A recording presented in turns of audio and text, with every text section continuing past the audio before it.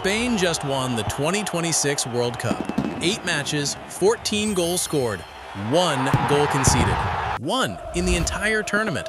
Whether you like it or not, this is the most dominant defensive performance in 96 years of World Cup history. And this is exactly how they did it. Start with the goalkeeper. Unai Simon kept 7 clean sheets in 8 matches, the most ever registered by a goalkeeper in a single World Cup. The previous best was 5, set multiple times by multiple legends. Simon did 7. He went 650 consecutive minutes without conceding a single goal before Belgium finally scored in the quarterfinal.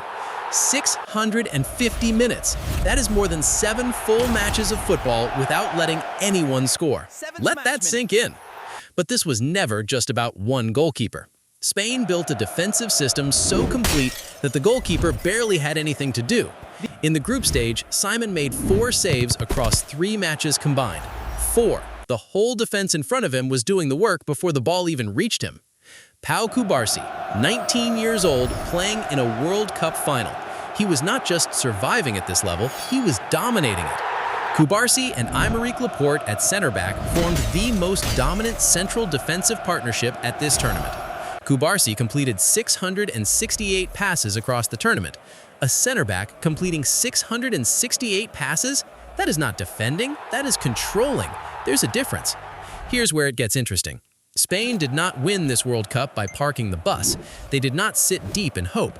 Their defensive structure came from controlling the ball. If the other team cannot have the ball, they cannot score. In theory, it sounds simple. In practice, nobody has ever executed it this perfectly at a World Cup. Rodri completed 790 passes across 8 matches, the most ever registered by any player in World Cup history. He broke his own record. He set the record at Qatar 2022 with 638. He looked at that record and decided it was not enough.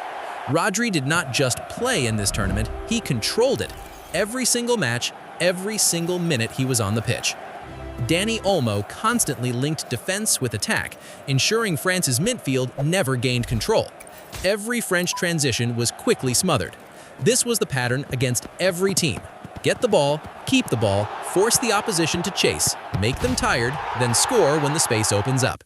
The final against Argentina told the whole story perfectly. Emiliano Martinez made 11 saves, a record for a World Cup final. Argentina did not register an attempt on goal until Messi was blocked in the 117th minute. 117 minutes. The greatest attacker who ever lived could not get a single shot on target for 117 minutes. That is not luck. That is a system working exactly as designed. Enzo Fernandez was shown a second yellow card in the 90th minute, leaving Argentina with 10 men for extra time. Ferran Torres scored in the 106th minute as a substitute.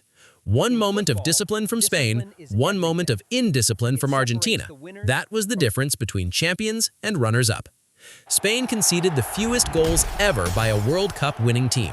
1 goal in 8 matches. No team in history has ever won the World Cup while conceding so little.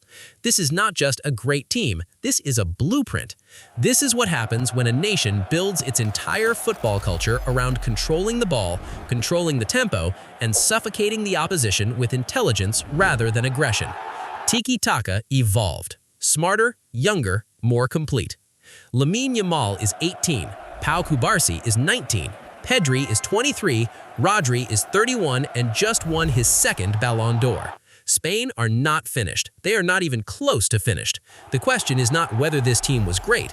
The question is how long they stay great. And right now, looking at the ages in that squad, the honest answer is terrifying for everyone else. You are welcome.